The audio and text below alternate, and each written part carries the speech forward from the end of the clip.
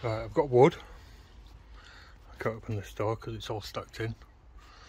3.6s, 3x2s. Got decking for the base, shiplap for the walls, and a bit of 4x1 there. And while I'm here, while I'm thinking about it, I made these gates 2015 and I forgot to put a brace on. Quite simply just forgot. I rushed a little bit, and since then it's become my own sort of little experiment. I meant to put one on after, you know, when I fit them and before, but I'm just curious as to how much they're going to drop, and you can see they've dropped a little bit, but not much in 5 years. The mortise and tenon, and then they've got star dowels in them. But yeah, it's just become my own little personal experiment now. When I hung them, I thought I'll put a brace on, but never did. So one day,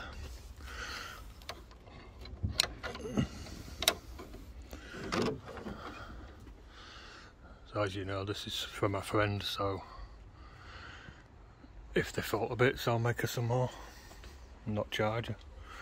But you can see joints aren't doing too bad.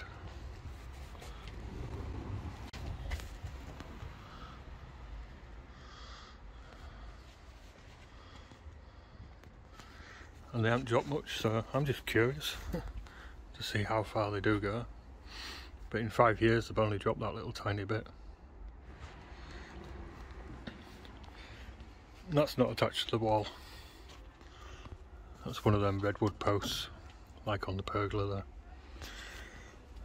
But on all my gates I always put a brace in, but this I just simply forgot. So like I say, it's just become my own little experiment. See what happens.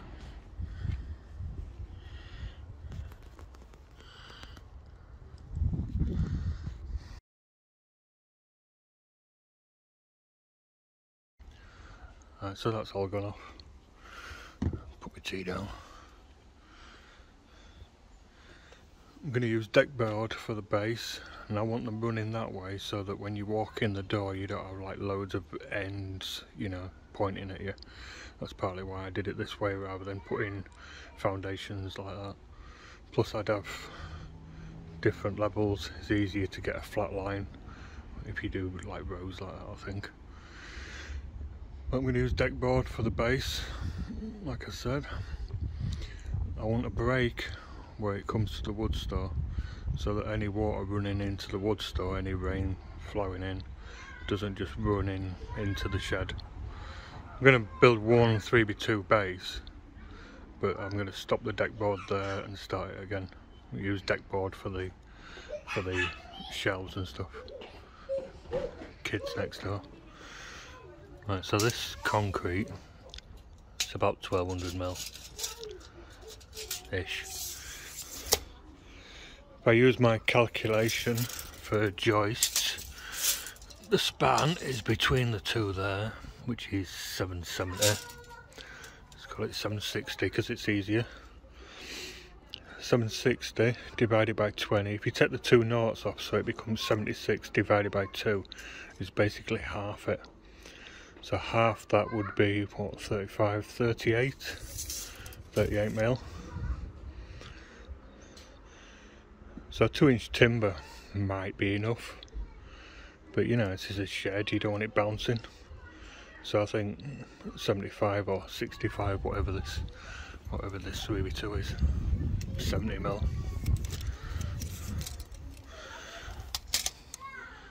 70mm. So I'm going to put 3x2 timbers that way.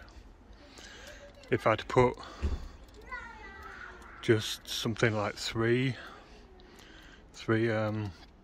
supports, you know, concrete supports, the timbers would be spanning that way.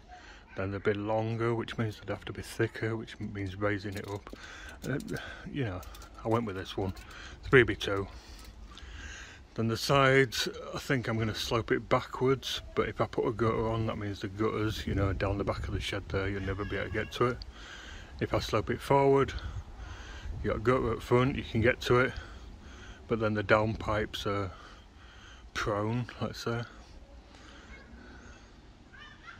So could slope it backwards, put a gutter at the end and run the water off down the drive.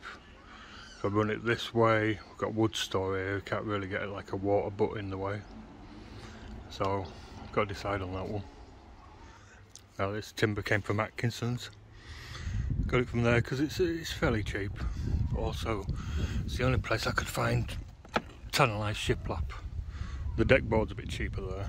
The stuff that I got from the ramps was from Milford's. It's a bit expensive there, always is. But I was getting sick of, you know, looking around trying to find that non-slip stuff. That's why it was a bit more expensive. This stuff's about £10 a length, so it'll have been more like 40 quid rather than the 60 that I paid. Just thought I'd show you this. I washed these off, but you can see there's a bit of residue on top, but generally it's pretty hard. Lighter. So just had a fag and a cup of tea. You can't write fag in YouTube comments, but you can write bollocks.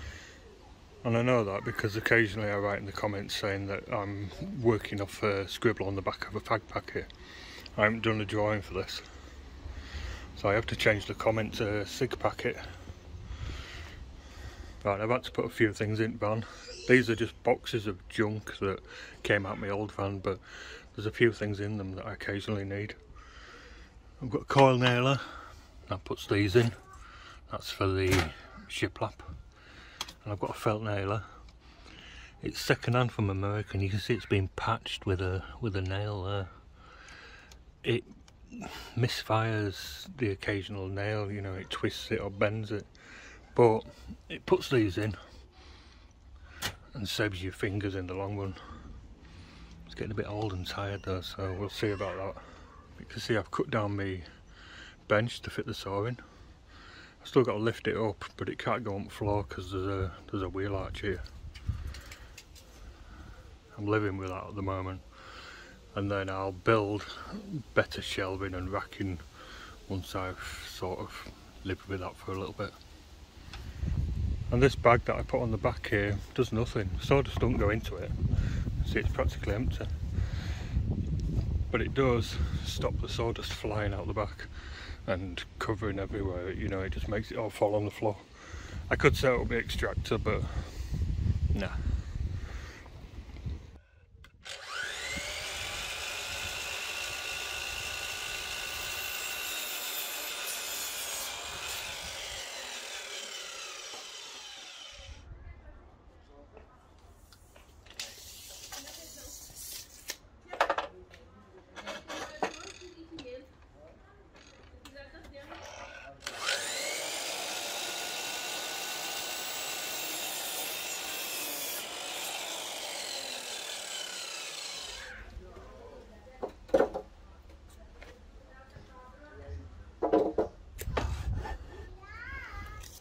Right, so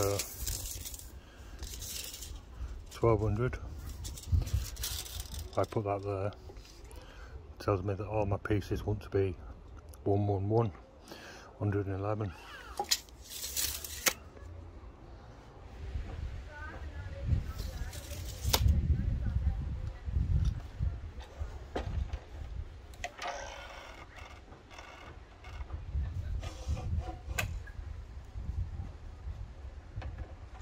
So as always with this first one, I'll put it in. I'll use two hands, but I'll put it in and then put it up to the stop there, as if I'm doing the next one. Because if I cut this one, then the next one I put in and I bang up against there, it might be a slightly different length, only a millimetre or two. But you know, you just need to be repetitive, if that's the right word.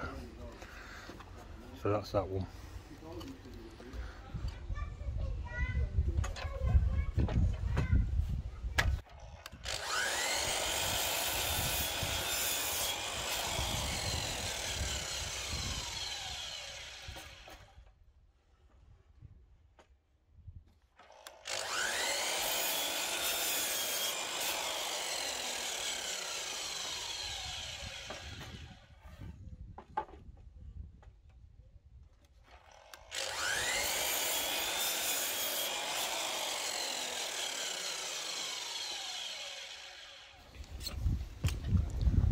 So by putting that first one in up to the stop, just like you do all the rest, then the cut should be consistent. That first one might be, you know, a millimetre or two shorter because you've carefully put it in, but the next one, you know, you're doing that way. So I've got 6 cut, that's 3 metres. I've got to decide now whether to put the spars in at 500mm centres or 400mm centres. 400's quite a lot. This deck board's a bit thicker than normal floorboard. Normal floorboard you'd put in at 400mm centres on the joist, but that's 25, 26, 27mm. So I might be able to get away with 500mm centres, which means 3 metres divided by 500 is 6, but you've always got 1 for the end, so 7. But then where the shed floor finishes and the wood store starts, I might want 2 there. So I'll cut another one, lay them out, see what I think. So that's how it's laid out at the moment. I've gone 400mm centres. I could have probably got away with 450 or even 500mm centres. This deck board's about 27mm, which is a bit thicker than normal floorboard, but yeah, it's only 1 extra timber. Nail it together. But first, put that there. Put that there.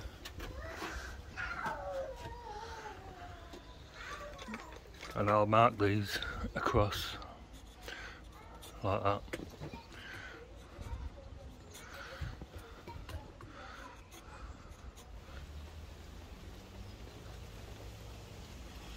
Right, 90mm ring nails.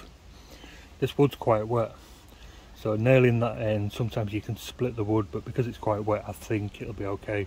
Plus, if you can see, right, for this end, normally, you know, if the wood's nice and dry, this is piss wet through.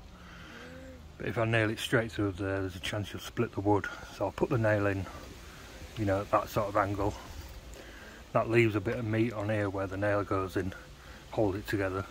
But like I say, this is piss wet through, so I don't have any worries that it's going to split. He says.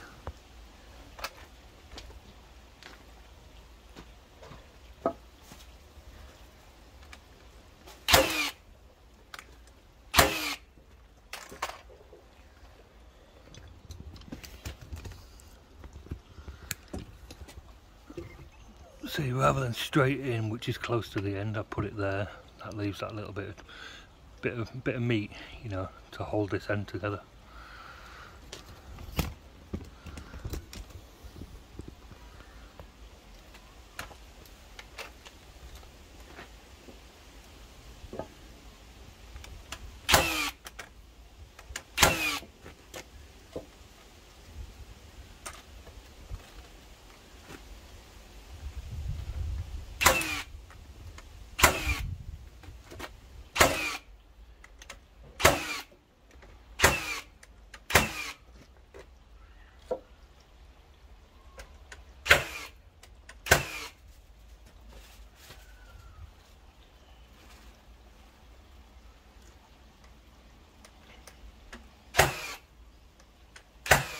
Right, I need to nail that other side now. Can't really get in, so I'll shuffle it all over.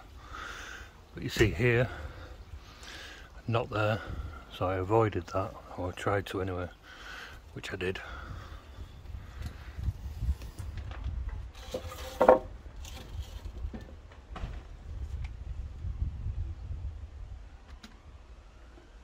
I can't get in, I'm going to stand it up.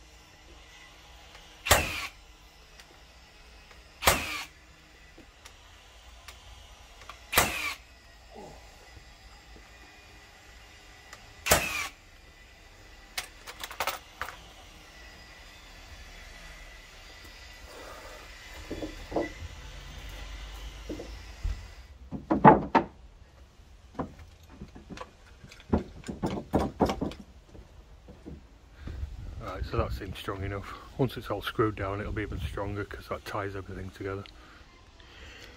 Right, I'm going to put a few screws in this just to hold it down.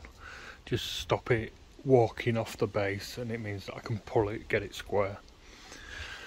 I'm going to put in these 120s. I don't use many of these. These are 6s, which means I need a 3-point bit, a posi 3-bit should I say. Brown plugs for 6s, 7mm bit. I'm never keen drilling so close to the edge of the brick because it could just pop out. So I might lean it in a little bit, and rather than going in the corner I'll drill to the centre of the brick a bit.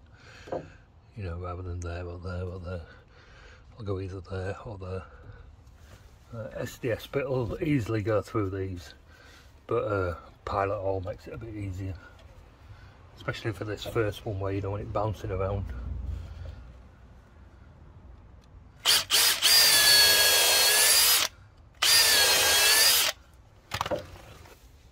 And this bit's just a little bit short, so I'll have to plough it right in.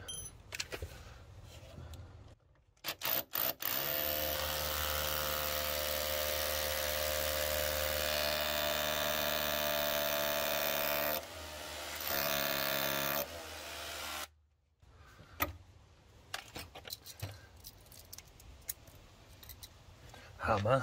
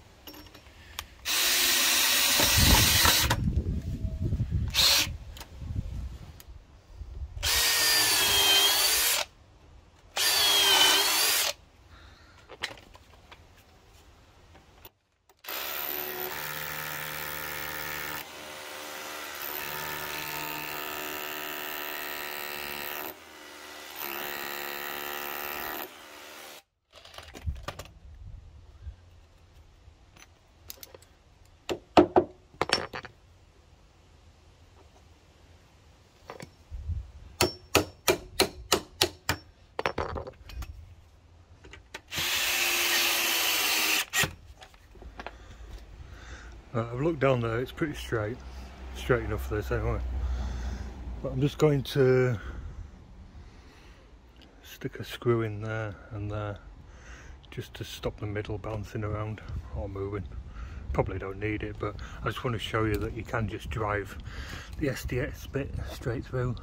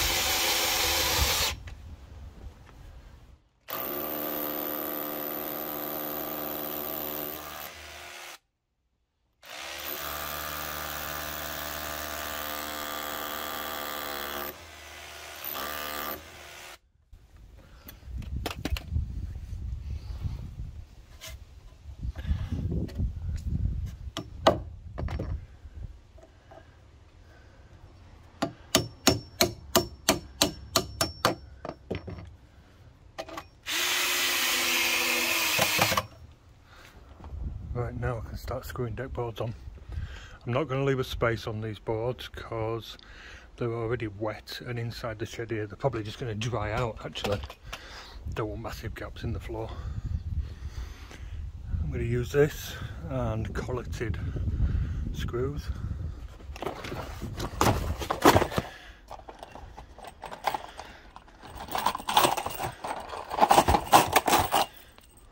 These things. That's going to become cordless one of these days, but at the moment I'm trying to buy a mortiser, proper, you know, square mortiser, because that's going to become useful in the coming days.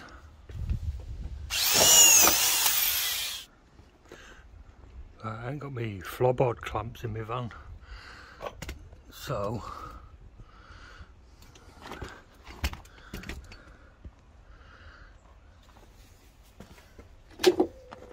these ends come off quite easily, he says. So you can bolt them together, but I don't want to do that.